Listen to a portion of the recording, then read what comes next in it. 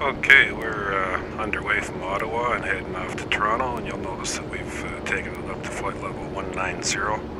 You can see the QNH flashing here. That's because we've gone over flight level 180, so just go up and click on your altimeter button and switch it over to standard, and that stops that flash for you.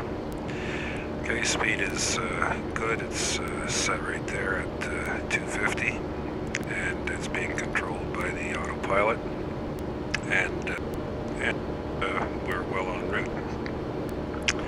Okay, let's open up the FMU here. We're going to set our transition altitudes for WASI and Tulot. We want to cross WASI at 250 knots and 7,000 feet, so we're going to put that in right beside WASI here.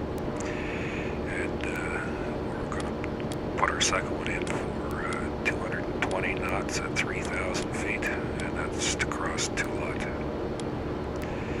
Okay, we've got those in, and you can see them highlighted in magenta, showing that there is a significance to those waypoints. Close the FMU and drop the glare shield back down.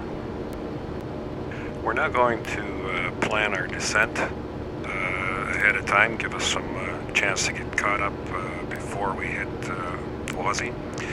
Let's drop our range back, and you can see here our distance to WASI is 60 miles. Now what we're going to do is we're going to set our altitude now for the crossing level, and that is of course 7,000 feet. It's not going to change our altitude at the moment, not until we want it to. And we're also going to set our speed back to 250. So what we've done here is we're overriding the computer at the moment. So we'll get our altitude back, our speed back to 250, and we're going to use the 3-for-1 rule to plan on our descent for crossing WASI. And basically, the 3-for-1 rule is that an airplane will descend in idle 1,000 feet in 3 miles, and that's the 3-for-1 rule. So what we're going to do is we're going to take our current altitude of 19,000 feet, subtract our 7,000 feet from it, and of course that's going to give us 12. And multiply that by 3 is 36. Okay, let's go over and we'll right click on our altitude knob to begin descent, and you can see that we are about 38 miles out from WASI, so that'll be fine, that'll work well for us. And descent has started, and 250 knots, and descending to 7,000. So just to recap, we were at 19,000, we subtracted our 7,000, which gave us 12,000 in difference. Divide the 12,000 by 1,000 and multiply that by 3 gave us 36. Now you can see here the altitude is flashing, so we're going to go back up and change that back over to our 29.92 because we are now under flight level 180. Back our range out, we can see WASI there. And everything looks pretty good. We'll be crossing WASI pretty well right at our 7,000. Descent has already started. And we'll pick up as we're crossing. Okay, we are getting pretty close to WASI now, and you can see here we're only 6 miles off, and we're just about down to our 7,000 feet. So our 3-to-1 rule worked out just fine. As soon as we stabilize at our crossing altitude of 7,000, we're going to change this for our next waypoint, which is going to be 3,000. We don't want to change it until we've stabilized at 7, otherwise we'll just continue to drop. So we're going to give it a minute here, and looks like it's stable pretty good. We'll go up and turn on the landing lights in the overhead. Always a good idea. And we'll drop this back now to 3,000 so we can start our descent as we cross Tulot. I'm also going to drop the speed back to 220.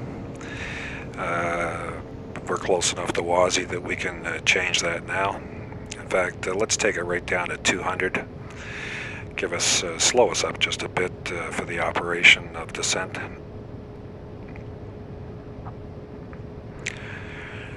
Autopilot is turning our heading for us now.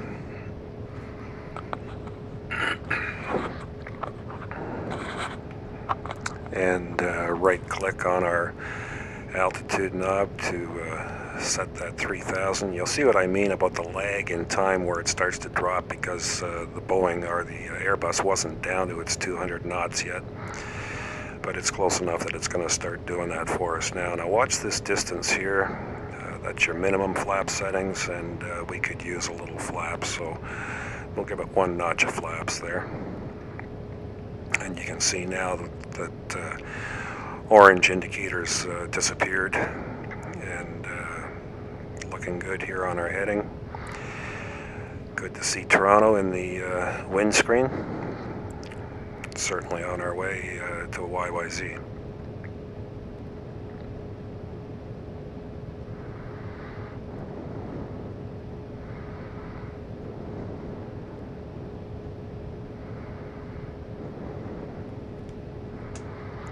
Bring our range out a little more, and you can see Tulot there. Next waypoint after is going to be Pikma.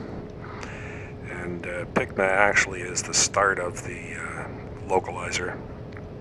So we should be able to catch that pretty soon.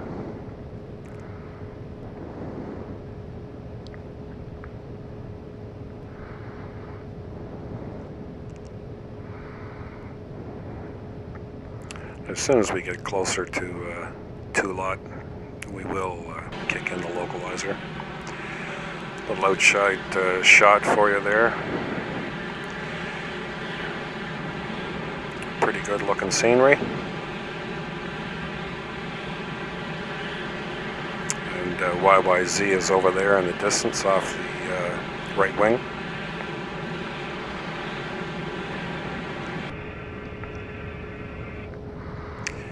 And it looks like we're going to be coming up to our 3000 right about where we wanted it. And again, we used that 3-to-1 rule.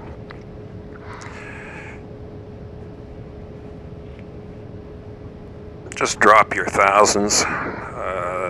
In this case, we crossed at 7. We wanted 3. Leaves us 4. 3 from 7 is 4. Times 3 is 12. So we started that descent 12 miles from Tulot. Okay, Tulot's disappeared. We've passed it now. And we're going to turn over on course here to Pikma, and we're going to hit the localizer. Just push that LOC button there, and it'll pop up on the screen showing that we've activated the localizer.